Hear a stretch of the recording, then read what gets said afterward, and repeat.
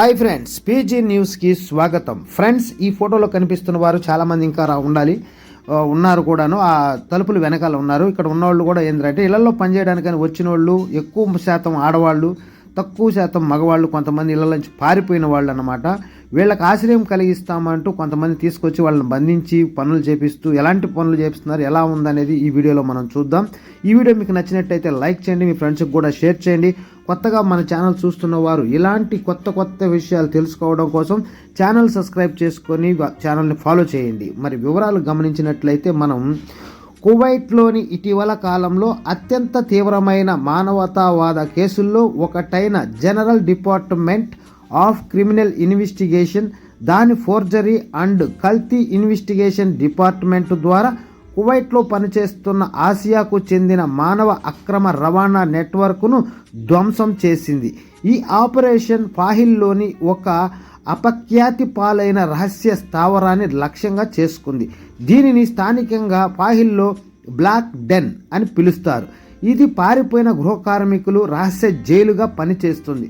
వారిని కఠినమైన పరిస్థితుల్లో శ్రమలేకి నెట్టేస్తుంది.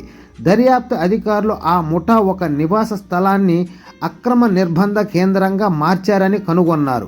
బాధితులను ఇనుప తలుపులతో కూడిన గట్టి భద్రత కలిగిన గదుల్లో బంధించి నిరంతరం నిఘాలో ఉంచారు. వారి కుటుంబాలతో సంబంధాలు కఠినంగా నియంత్రించబడ్డాయి మరియు ముఠా సభ్యుల ప్రత్యక్ష పర్యవేక్షణలో మాత్రమే అనుమతించబడ్డాయి. నేర కార్యకలాపాల పరిధిని దాచిపెడుతూ మహిళలు సురక్షితంగా ఉన్నారనే భ్రమను సృష్టించారు. అయితే పారిపోయిన గృహ కార్మికులకు ఆశ్రయం మరియు రక్షణ కల్పించే ముసుగులో అక్రమ రవాణాదారుల ప్రవాసులను సంప్రదించినట్లు తదుపరి విచారణలో తేలింది. ఒకసారి రహస్య స్థావరానికి తీసుకువచ్చిన తరువాత బాధితులను వారి నివాస స్థితికి సంబంధించి కఠినమైన నిబంధనలు మరియు బలవంతంగా పనిచేయించేవారు. ఆశ్చర్యకరంగా ఆ ముఠా నిర్బంధించబడిన కార్మికుల వీడియోలను కూడా రికార్డు చేసి వారిని బలవంతంగా ఉపయోగించుకుని వారి ఉద్దేశాలు పాటించకపోతే ఆ ఫుటేజ్ని వారి కుటుంబాలతో పంచుకుంటామని బెదిరించేవారు.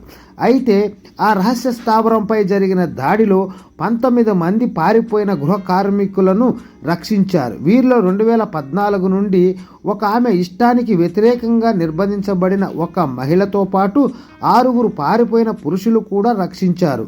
అక్రమ రవాణా ముఠాలో ప్రధాన సభ్యులుగా పరిగణించబడే ఒకే జాతీయతకు చెందిన 6 అనుమానితులు కూడా అధికారులు అరెస్టు చేశారు. ఈ బృందంలో 4 మహిళలు మరియు 2 పురుషులు ఉన్నారు. వీరిద్దరూ ఆసియా సంతతికి చెందినవారు. తదుపరి చట్టపరమైన చర్యల కోసం అనుమానితులందరినీ పబ్లిక్ ప్రాసిక్యూషన్కు పంపారు.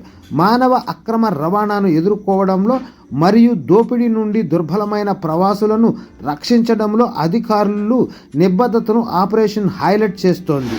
చూసారా ఫ్రెండ్స్, ఇలా పారిపోయిన వాళ్ళందరినీ కూడా ఒక చాటు పెట్టేసి వాళ్ళందరినీ కూడా అసభ్యకరంగా చేసి మరి అవన్నీ వీడియోలు తీసి వారు చెప్పిన మాటలు వినకపోతే అటువంటి వీడియోలన్నీ కూడా వాళ్ళ కుటుంబాలకు పంపిస్తామంటూ అలాగే వాళ్ళు చెప్పిన పనులన్నీ చేసుకురావాలా అట్లా ఉంది. చాలా ఘోరంగా ఉంది. ఇవన్నీ చాలామందికి తెలియకుండా ఉన్నవాళ్ళు చాలామంది ఉన్నారు, అనేక మంది ఉన్నారు వాస్తవంగా చెప్పాలంటే. ఎందుకంటే అలాంటి వాళ్ళ మాటలు విని బయటికి వెళ్ళిపోయి చాలా ఇబ్బందులు పడుతున్న వారిని కూడా మనం చాలా మందిని చూస్తూ ఉంటాం. కాబట్టి మన ఛానల్ ద్వారా మరోసారి తెలియజేస్తాం, ఎవరైనా సరే కష్టమైన ఇష్టమైన పోయిన కొంతకాలమైనా ఉండి పని చేసుకొని ఇళ్ళకి పోవడం చాలా వరకు మంచిదని నా అభిప్రాయం. మీ అభిప్రాయాలు ఏదైనా ఉంటే కామెంట్ రూపంలో తెలియజేస్తారని Don't forget to subscribe, like, share. Thanks for watching.